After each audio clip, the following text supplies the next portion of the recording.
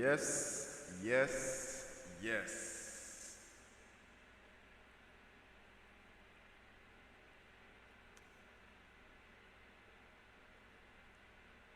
It's another live.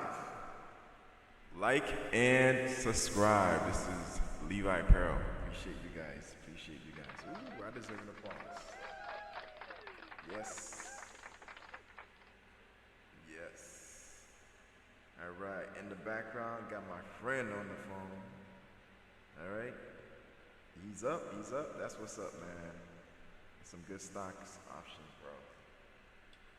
No diddy. Holy moly. Bro, you see that ETH? Oh my gosh.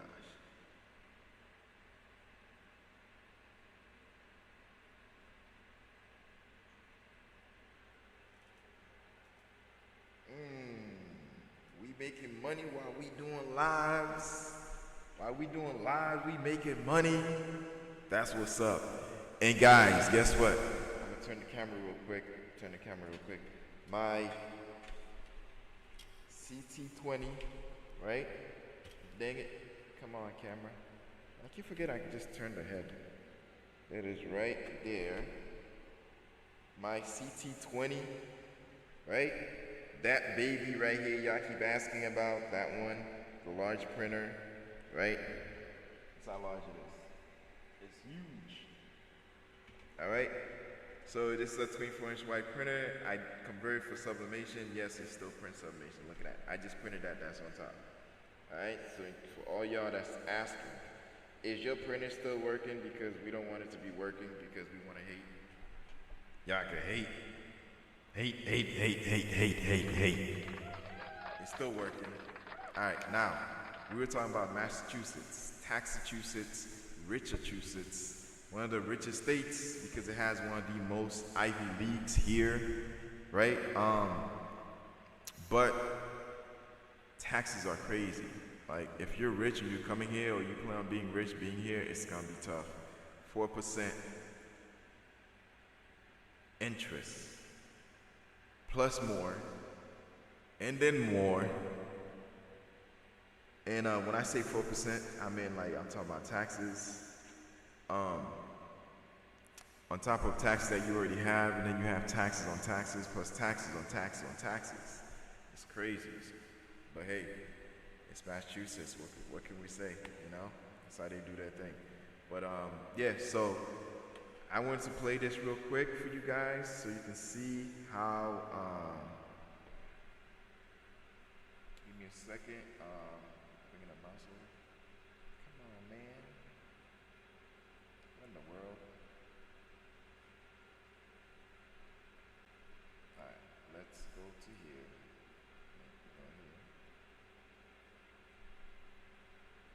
Alright, I'm a little lost today. Usually I got everything set up, but it is what it is. It is what it is. I'm in red today. Usually I have my iconic red with my logo. I need to get that back. Alright, cool. So, I can remember I'm supposed to be multitasking, but I gotta do this live real quick. So, it is what it is. Did I download this? Yep, I did download it. Yep. Alright, cool. So let's minimize this real quick. Quick second, guys. I'll be with you in a minute. If you're here, you might as well like and subscribe. It's a good thing to do. Alright? Okay, cool. Alright, let's go. Taxachusetts. Let's go. But on the real though, Massachusetts is very beautiful and it's a cool place to be, visit, vacation. There's lots of activities and stuff.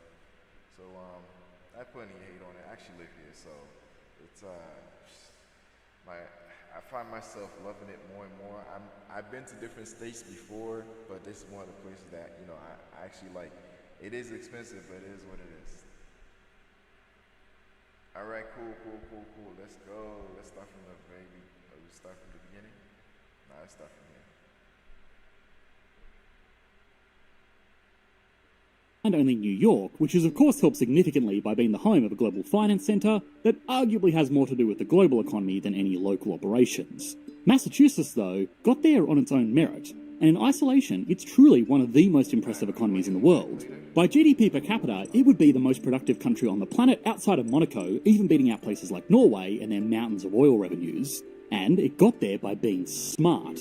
The economy's greatest natural resource is its people, and it has the highest average IQ of any state within the USA, which to be fair is very important just to spell out Massachusetts.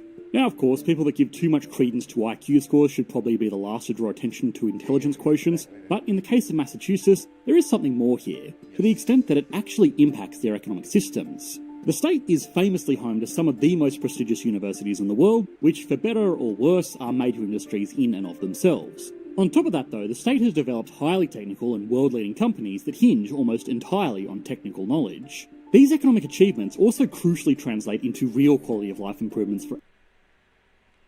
If you come to Massachusetts, this is one of the places that you need to be in, because, like I said, this place has a lot of tourist areas. You know, it's relaxed. Today it's hot, but most of the time it's a pretty chill location. You know, but yeah. So we have seaports, all these different stuff. But yeah, check it out. Average people living in the state, and beyond income levels, the state often ranks top of the pack in lifestyle metrics as well.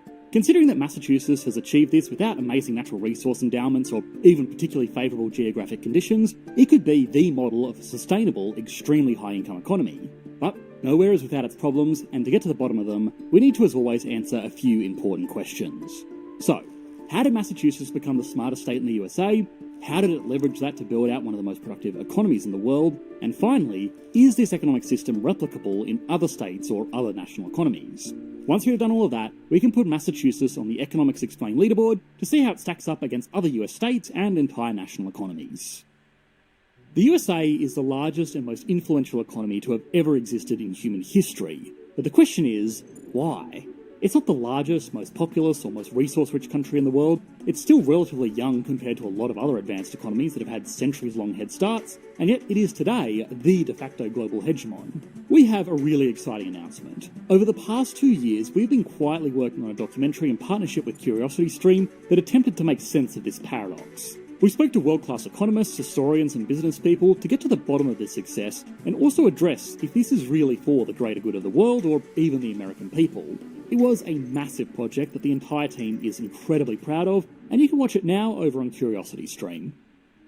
The origin of the USA as the country we know today is where settlers on the Mayflower landed in America, and perhaps the craziest part about the Massachusetts origin story is its accidental existence. A separatist sect of Puritans, later known as the Pilgrims, nothing accidental. They already knew where they were going.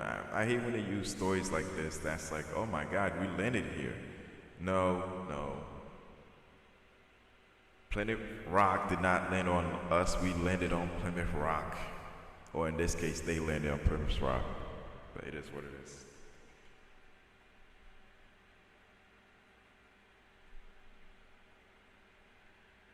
planned on settling in the mouth of the Hudson River, but weather conditions forced them to make do with the objectively inferior operating base known as Cape Cod, eventually becoming the Plymouth Colony. It's where the US Thanksgiving tradition comes from, even though the official holiday wasn't fully recognised until 1863. A number of colonies tried to replicate the Plymouth model along the coast, but none of them really prospered. As more continued to flood into the territory, colonial leaders founded Boston, named after a city that the new English aristocracy had once called home. This part is important because Boston was the place where the early settlers of what would be known as the state of Massachusetts made the decision to encourage higher education, creating New College in 1636 for incoming clergy members, which would later be known as Harvard, the oldest institution for higher education in the United States.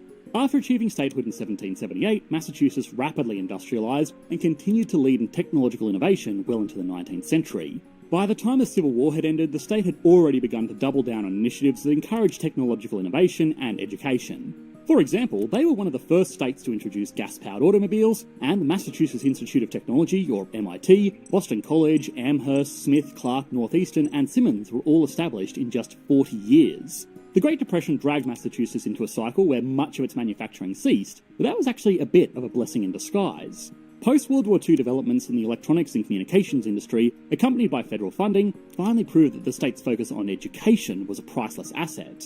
The state is home to the aforementioned academic giants like MIT and Harvard, alongside dozens of other very well-regarded universities, which means...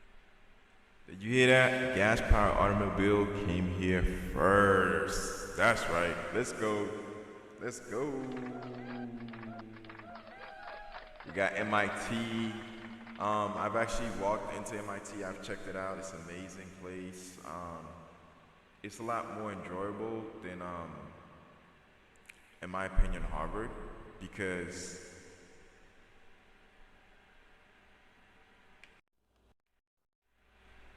I just noticed I'm not on acoustics. My apologies. But yeah, so yeah, MIT has more of a open more open landfill. Even like the MIT track is pretty cool.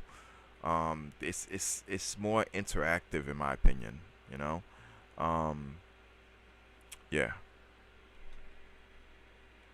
There is a lot of money flowing into the state from students just looking for an education. Harvard alone, with approximately 7,000 undergraduate students, although this number tends to fluctuate, makes about $400 million in tuition exclusively. And this doesn't even include housing, groceries, and other basic necessities being paid with money coming primarily from out of state or even outside of the country. As for the university's expenses, including the number of students who can't pay in full, Harvard's endowment value hovers around $41.9 billion, which brings up another salient link in the Massachusetts chain of educational benefits: graduates. The state's world-leading institutions also attract very clever alumni and faculty who teach and often have very well-paid side gigs, lending their expertise to high-end research firms from private industry and the government. In other words, handicaps in areas like agriculture and heavy industry actually ended up being a benefit in their case by redirecting the focus on education, encouraging brain gain, which is the flip side of the cautionary tales we've explored in a lot of recent videos. And as a result, the vacant textile mills and factories of yesteryear, once empty by economic hardship, have transformed into research centres aided by large tech companies. Massachusetts is currently home to thousands of labs, R&D facilities, and advanced manufacturing centres because it's home to so many smart people, and smart people move there because that's where the jobs for smart people are, and so it becomes a self-fulfilling prophecy. In fact, Massachusetts is one of the 10 states that performs between $15 and $36 billion per year in R&D, and it's a national leader in the realm of venture capital investments, standing toe-to-toe with global monoliths like Silicon Valley. One of the most newsworthy examples in recent years is a company like Boston Dynamics, an MIT spin-off founded in the early 90s. The company still has deep ties with the university and frequently collaborates with the Defense Advanced Research Projects Agency, or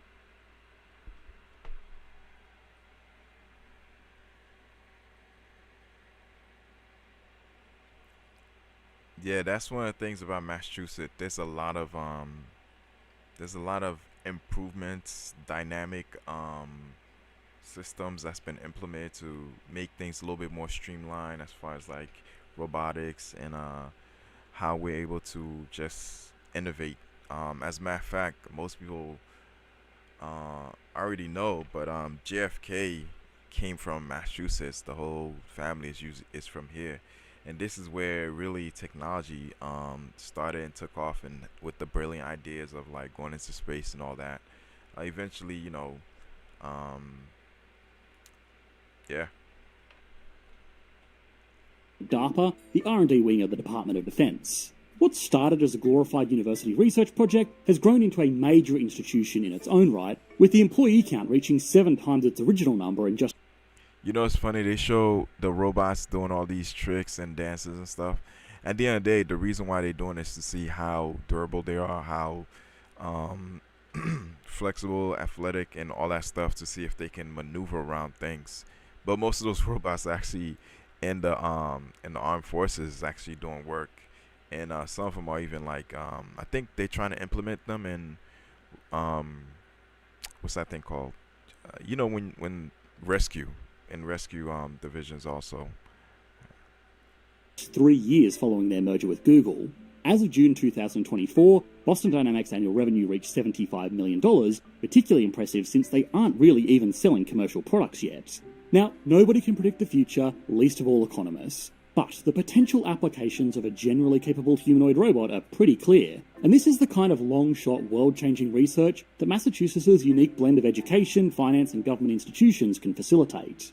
This extends beyond just regular technology into basically any field that hinges on the work of extremely well-educated individuals. Companies like MoMA, a biotech working on discovering the next generation of precision medicines, they recently announced the completion of a $150 million Series B financing round led by Goldman Sachs, a firm which itself has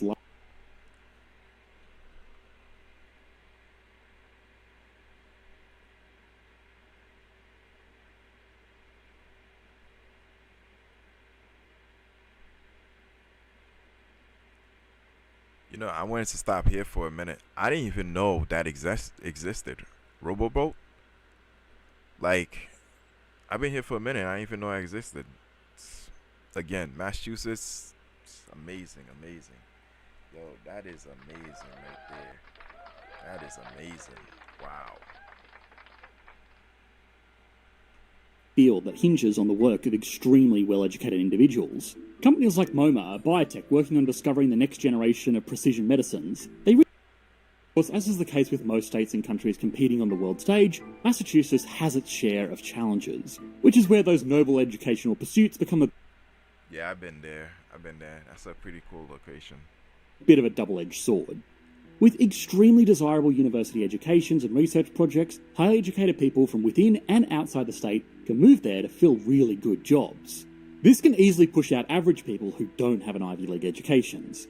Massachusetts, despite its relatively modest population, ranked 7th on the list of most moved from states last year. The study found that 57% of customer moves in the state were outbound. The most documented reason for why people are choosing to leave is, perhaps unsurprisingly, the spike in housing prices reaching almost $700,000 on average between 2023 and 2024. The cost of living in Massachusetts is also 46% higher than the national average. The housing price shown is 108% higher than the national average, while utilities are 16% higher, and when it comes to basic necessities such as food and clothing, they're around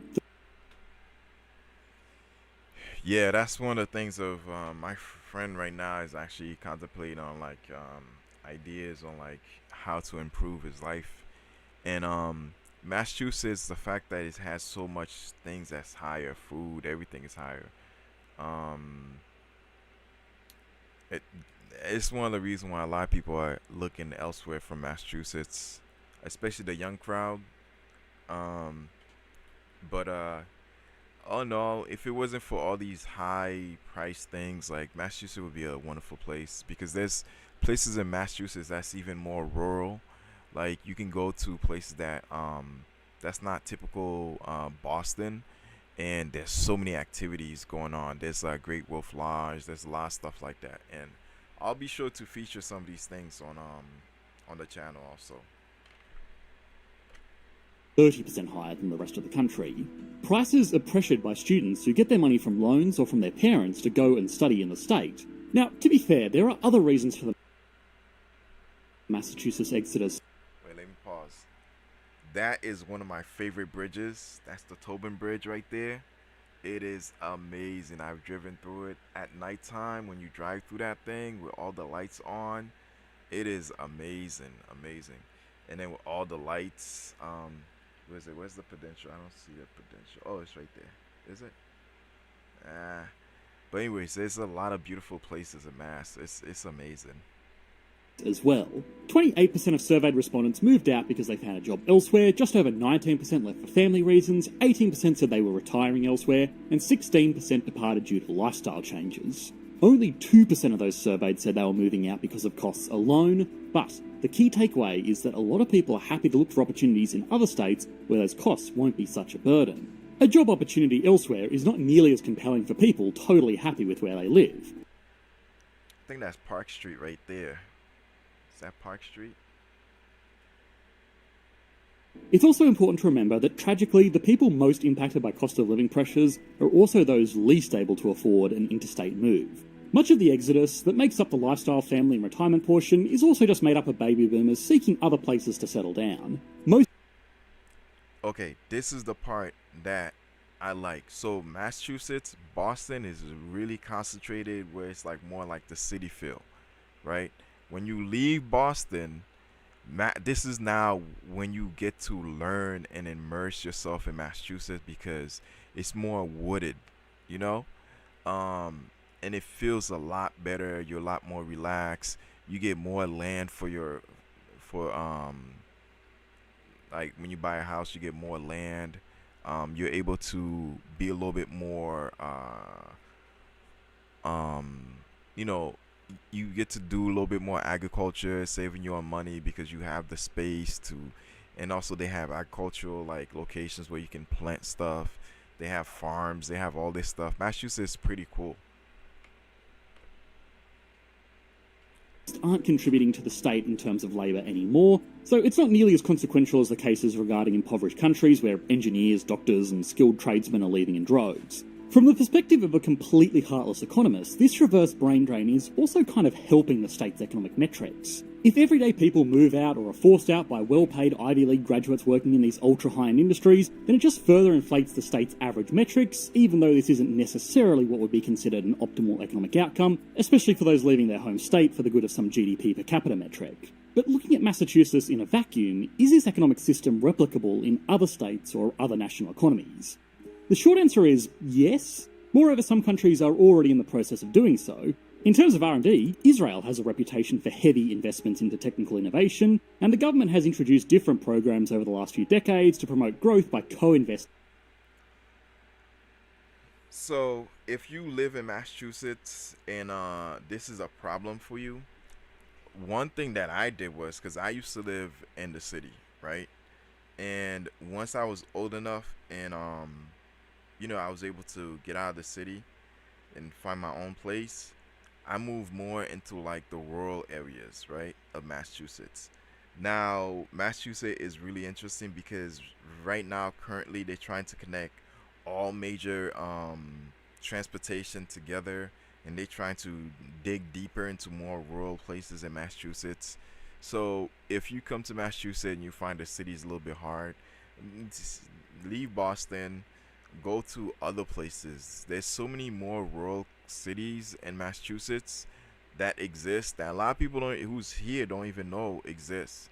And the feel, the lifestyle, everything is a lot better than what it would be in Boston. Boston is more compact. Everybody's sandwiched together, right? It's like almost like a mini New York with a little bit more space. That's all. But yeah, so when you go into more rural areas of Massachusetts, you saw me build my studio, right?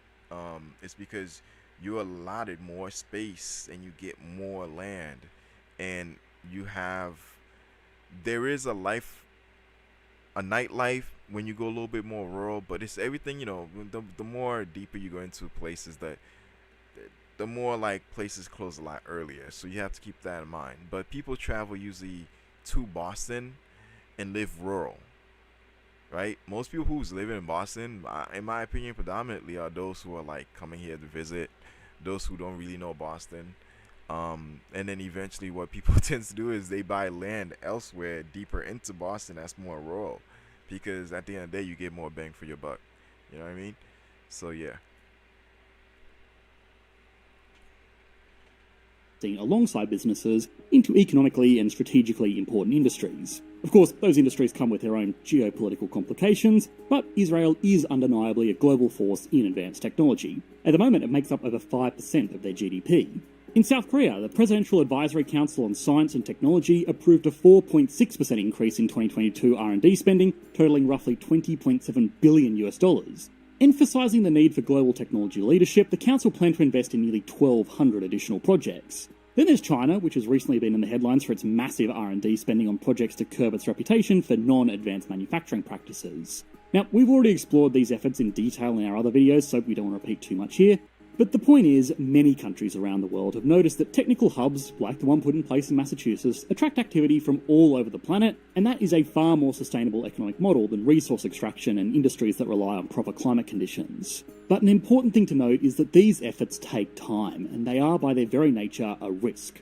Not all investments pay off. Massachusetts undoubtedly has an institutional advantage. It's why people from all over the world continue to study abroad in places like Harvard and MIT. there are currently 3,478 international students enrolled in degree programs at MIT. Over a quarter of Harvard's 25,000+ students come in from overseas, and that number continues to rise with each passing year. Even the other colleges boast large percentage of graduates coming from thousands of miles away, and these aren't average people coming from who knows where. They're the best and brightest the world has to offer, and it doesn't hurt they're often injecting hundreds of thousands of dollars into the local economy for the privilege of contributing their expertise. Admissions can be as low as 4%, and this is after these universities finish sifting through tens of thousands of more than worthy applicants. So yes, countries can learn from Massachusetts' stance on education and R&D, but it will still require meticulous planning to reach the 2-century-old legacy the state stands on. It's not impossible, but it's difficult. Plenty have the money to build colleges and other think tank projects that have superficial allure. Also, it would be great if every... Alright, I'm gonna leave it right there. Right there. You know what? Let me move myself to the side, because there's something that we have that I hold on one second. Let me move myself to the side.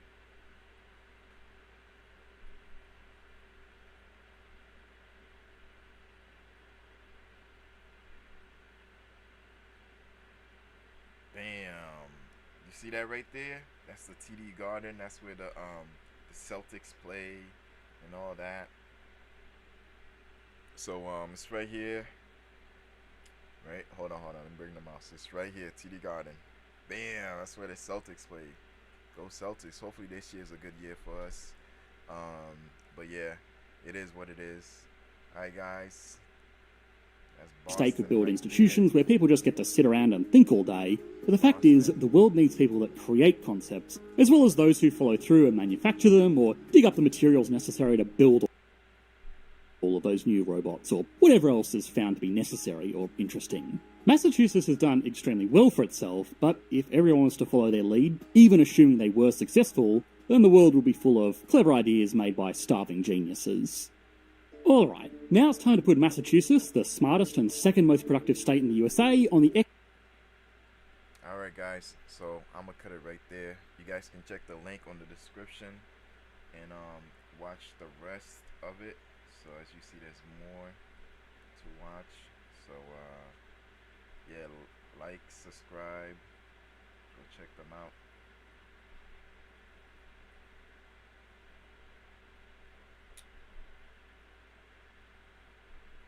Alright, cool. So that was Massachusetts. Alright, what time is it? Dang it, I got stuff I gotta do and I'm not done with the live. Yikes. I may have to try to get a ring call on the other stuff I'm doing because... Alright, next is ColDes. We're about to talk about what's that thing called? Yeah. It's amazing.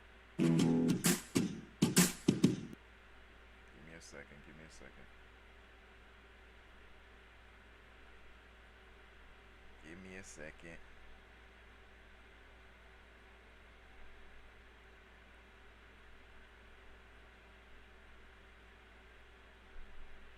Bam. Alright, ColDes is one of the leading in technology and also digital prints. Alright, so let's check them out. Hey, Don Copeland here today, and we're going to show you something just amazing. This is a DTF printer. DTF means direct to film. So it's a new process. Now again, I'm not sponsored by them, but I was checking out places that I usually look at for things that I want, and they have a lot of stuff that's good. I got some friends that have some ColDes devices. Their customer service is amazing.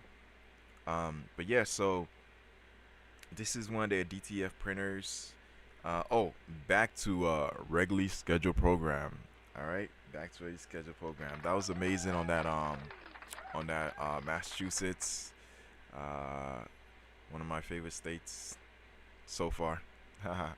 Anyways, yeah, so now we're shifting back to what we normally do on this channel. We talk about shirt designing, different applications on things on shirts. where it be ink on shirts, pre-printed printouts and applying on shirts, digital designs on shirts. That's what we do over here. Sublimation, screen printing, direct to film. That's what DTF means, direct to film.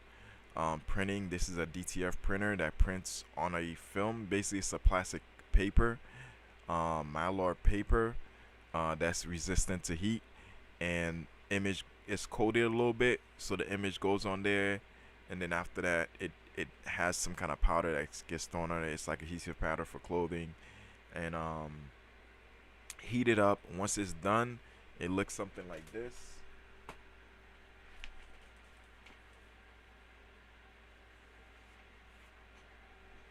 It looks something like this, and then you can just apply it to a shirt.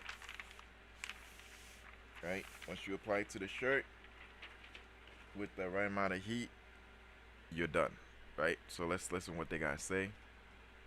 It takes a bunch of technology that's been around for a few years and turns out phenomenal output, high quality, high speed, great volume, and it's crazy. So I want to show you real quickly what it's about. So real quick, what he has, what he has right there, that's the actual machine that prints the image on the mylar paper. On the bottom, right? On the bottom right there, that is the machine that's called a baker shaker, right? It applies the what's that thing called? DTF powder, and then from the DTF powder, it goes through the heating process, and then there's a roll that rolls all the film together, or DTF paper, mylar paper. All right, so that's how the process is. I'm going to show you the output from it. We're printing onto a film right here. It's a PET film. Basically, it's a transfer film that we print the ink onto. We're going to print onto it with the colors and the white ink in reverse. It's going to run through this machine. Got powder in here, which we're dispersing. See this in the video here where it's just.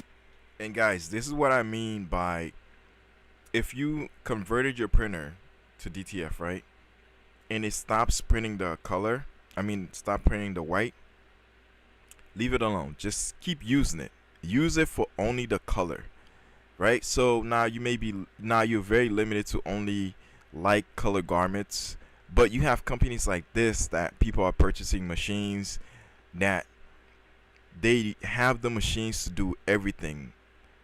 Just go and buy from them. You know what I'm saying? Go buy from them. They can print large prints, small prints, whatever type of prints, whatever amount of prints. And if their printer has issue, guess what? They have means to fix it because they already invested in that. You know what I mean? Dispersing this powder down onto the transfer into the loop that you see here. It's going to come up from underneath here. We're going to get the powder beaten off of it, and it's going to gel to the ink. It's going to run through the dryer here, comes out the other end, and as you see, we get a roll of finished transfers. Taking the transfer, going to position it on right there. No sheet between it and the shirt. It's going to come down. We're going to put it with high pressure for about 10 seconds or so. Now this is a hot peel sheet, so I'm just going to take this, peel it off. And then we'll take a finishing sheet. This is just a parchment sheet. You could use a Teflon. They'll give a slightly separate finish. What this step is going to do right now is it's actually going to drive the ink, the glues a little deeper into the garment. It's also going to improve the rub fastness of the surface. And this we just usually do for 5 seconds for high pressure as well. Again, 305 degrees. There we go. Voila. There's no other type of decorations I've been exposed to that can stretch like this. If you look at this, I'm really distorting those numbers. Letters, look at that. They're stretching. It goes right back. No cracking. You don't get any peeling. If you do that with direct-to-garment, what's going to happen is it's going to start to separate its fibers and break. Even in screen printing, in a lot of cases, especially if it's a water-based screen print or a really thin plastisol, you're going to get stretched. Vinyl, if you do that with the vinyl, it's going to stretch to the point, but it's not going to return. It doesn't have the memory that this does. So this is just a great way to produce really quality, soft hand, high volume transfers, and it allows you to get ahead of the curve and really just to put these on the shirts as you need them on demand. You may not know what size or color shirt this needs to go on. Boom, you put it on there, 30 seconds later you're done. So let's look at some other types of materials you can do. This is a shirt I just grabbed out of our... Alright, this is the part I love the most, where they have the film and look at all that multicolors that's on there. It looks so vibrant.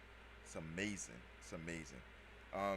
I'm actually multitasking right now. I'm doing work as I have the other computer doing stuff for the show. But yeah, so that's what's going on with this. Our shirt room that we have, this is a vapor apparel. A lot of times you'll see these are sold for sublimation, right? They're a beautiful shirt for sublimation, but most other types of apparel decoration that aren't transfers aren't going to work to it. Certainly you're not going to do direct to garment on this. And vinyl, like I said prior, you can put vinyl on it, but what's going to happen as you stretch it, it's going to stay distorted. So we're going to transfer this onto it, very much so. I've already pressed it. Not a lot to worry. Real quick, give me a quick second, guys.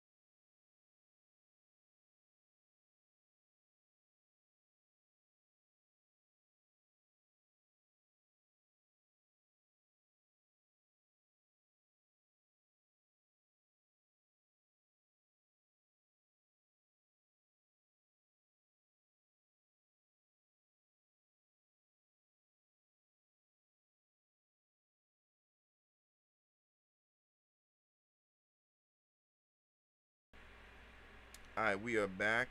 We are back. The wife was trying to say something, so I had to listen to find out what she wanted. But we good now. Yeah, so this is the DTF. That's actually a good pause. I'm glad it paused like that so you guys can look and see how defined the prints are. Look at the colors. It's amazing, man. Amazing. Alright, let's apply.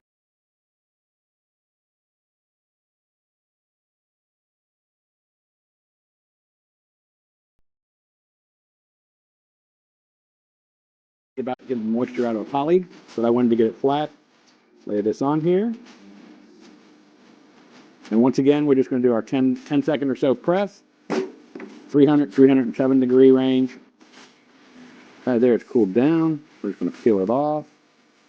Nice and smooth. We're going to take it back. All right, we're just going to do a quick finish on this. About 5-6 seconds. Heavy pressure.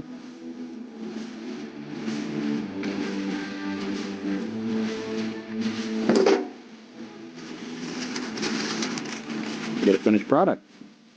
Let's do one more transfer here. This is actually for a dark shirt. It's red. It's going to look really good on that black shirt. I'm going to press this down here. Remember the volume we produced these at.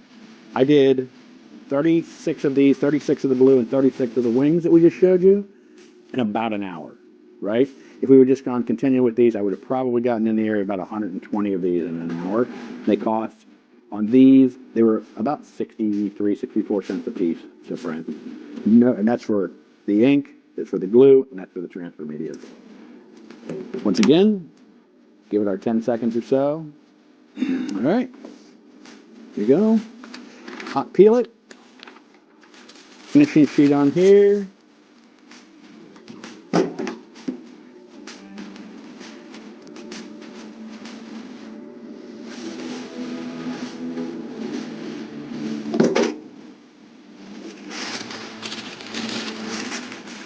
Voila.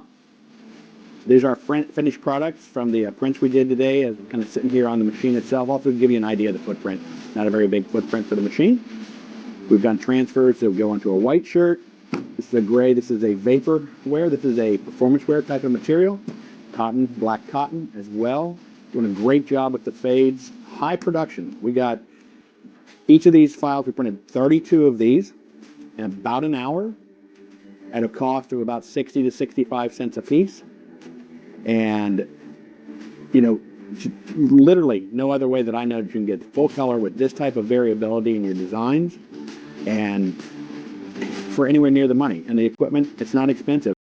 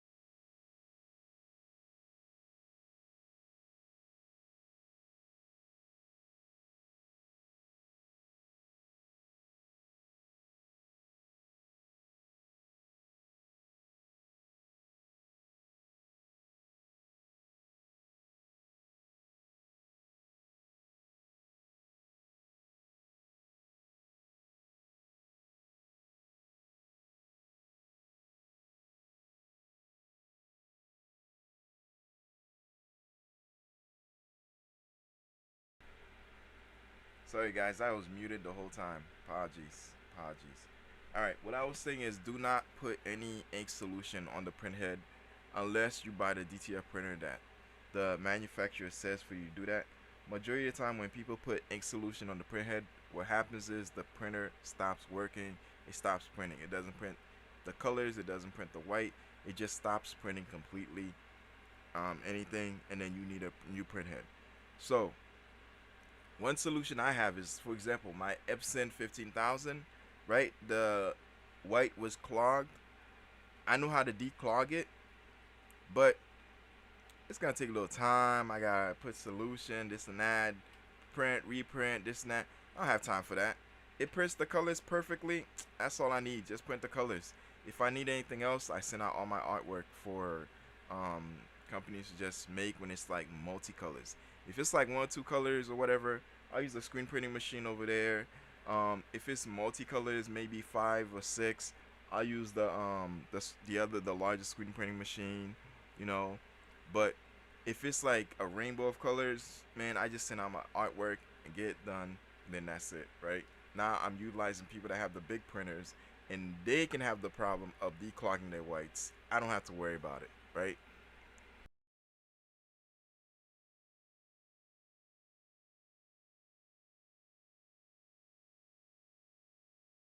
hot peel it.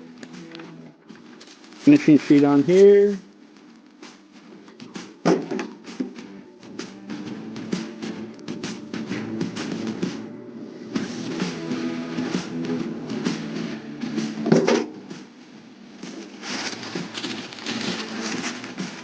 Voila. These are finished products from the prints we did today, as we're kind of sitting here on the machine itself. Also to give you an idea of the footprint. Not a very big footprint for the machine. We've done transfers that go onto a white shirt. This is a gray. This is a vapor wear. This is a performance wear type of material. Cotton.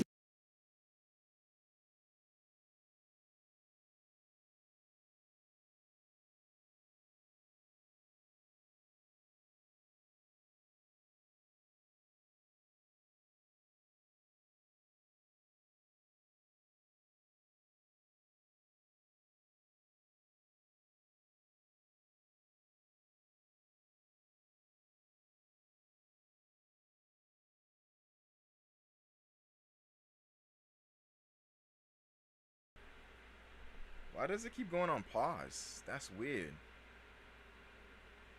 Let me see what's going on. Is it me that's doing it? I didn't put it on pause. That's crazy. But anyways, vapor apparel, dark color apparel, and regular white apparel, right? So DTF can go on almost anything, right? Almost anything. That was weird. Why does it keep putting me on pause? But it is what it is. So yeah, that was ColDes. They're really good. They're really good. Now let me pin off to me, and I got some stuff going on. Yikes! I'm out of time, man. Time be flying out here.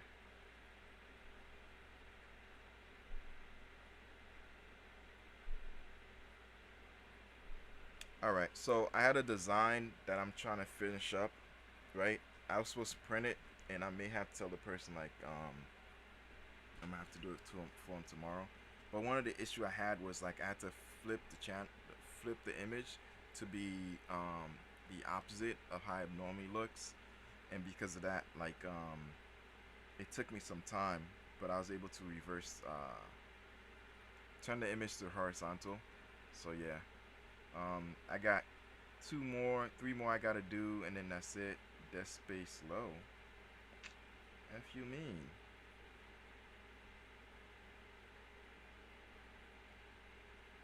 Dash H meaning horizontal. Put that on download. Alright.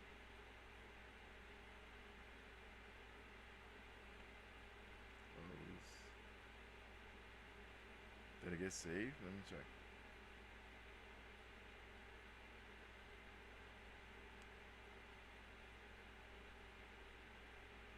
Man, this computer, I forgot how slow it is.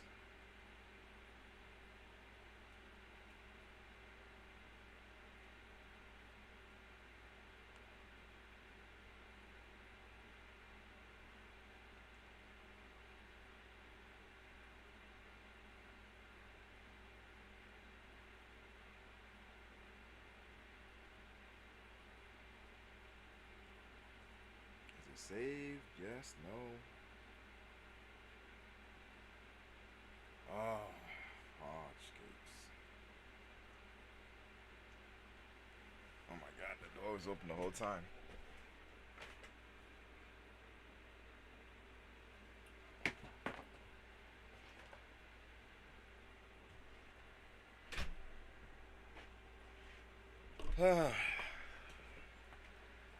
It's still loading.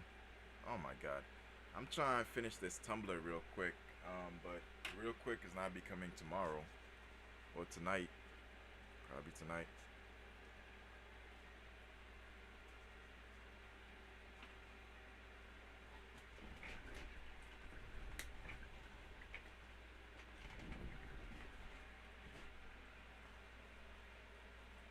Are you kidding me?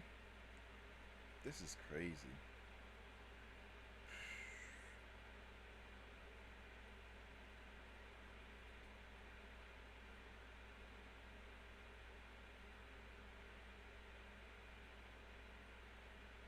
Oh, I have two, that's why. Okay, so it's gonna take twice the time.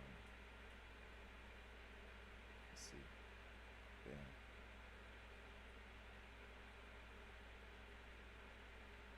Okay. Yep. Yep, it's reversed. Okay. Okay, cool. So I can go to the next one. Okay, cool. It's right here. Reverse. Alright, let me go to the next image.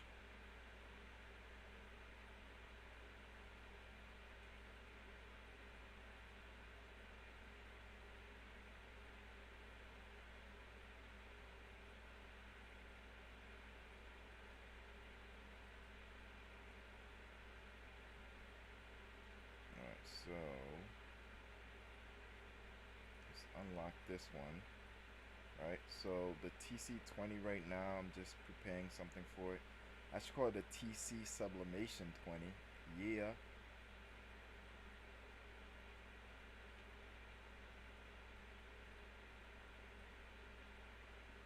Alright, cool. So hopefully this is good.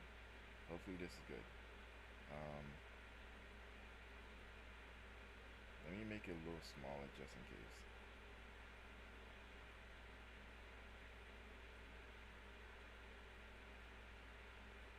Alright, now we're gonna reverse this one. So whenever you're doing sublimation, you always have to reverse the image. I always forget which one allows you to do that. It's one of them. Adjustment. Here I go looking again. View. Image. There's one that allowed you to do it. Which one is it? Edit. File. Yikes, I had it. This is the issue I was having last time. What in the world? What just happened? Oh my gosh.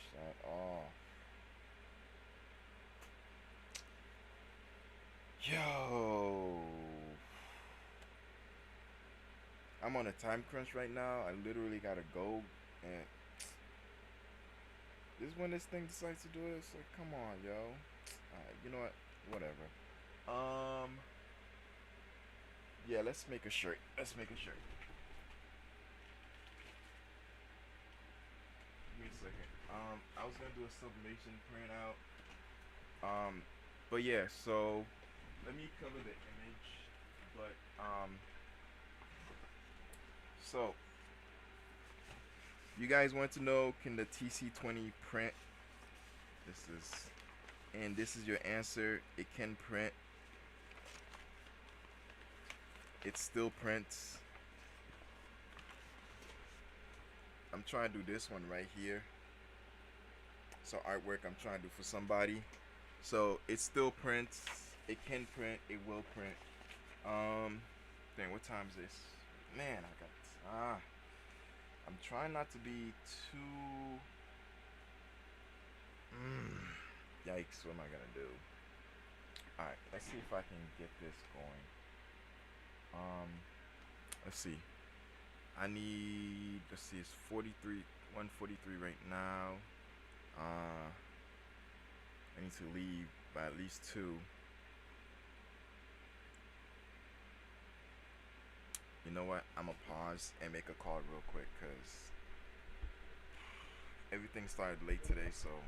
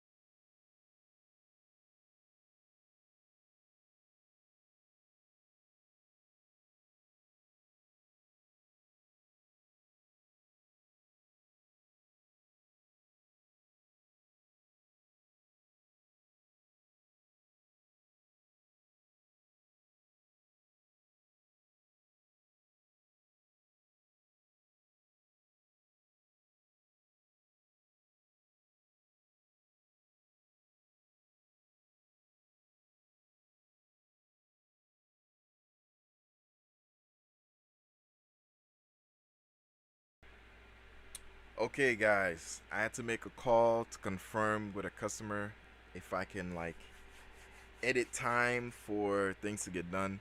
Normally, I don't like to do that, but hey, it is what it is.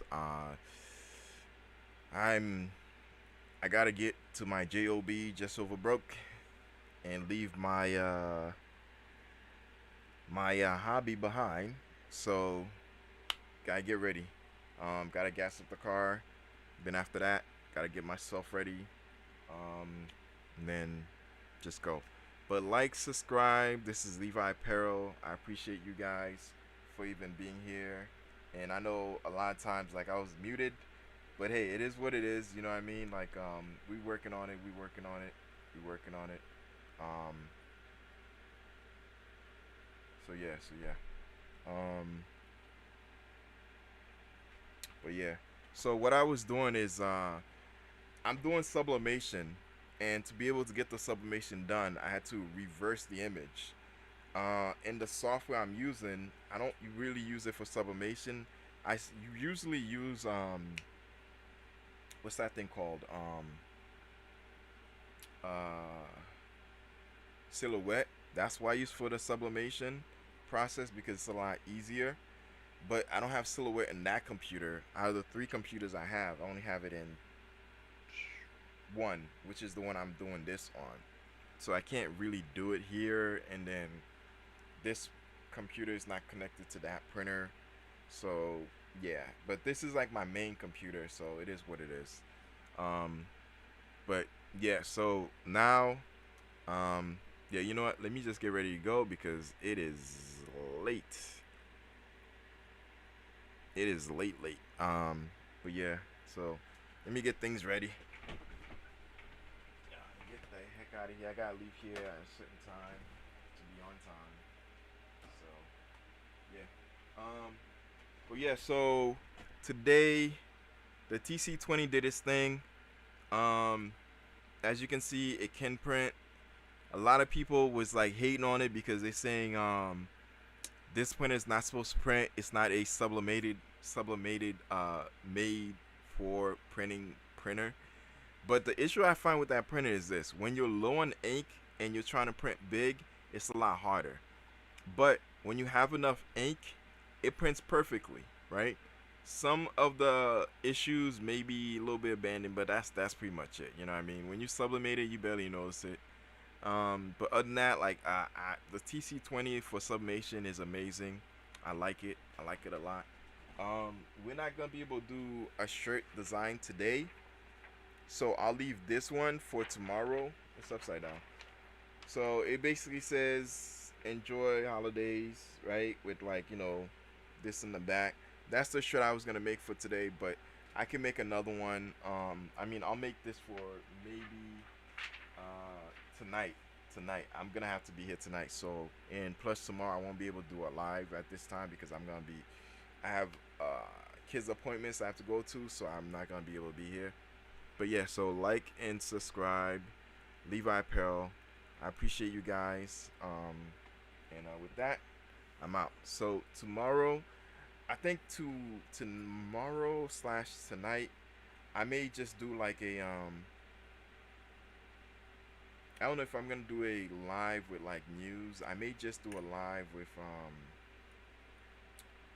you know what? We're gonna do screen printing because I have that new screen printing machine.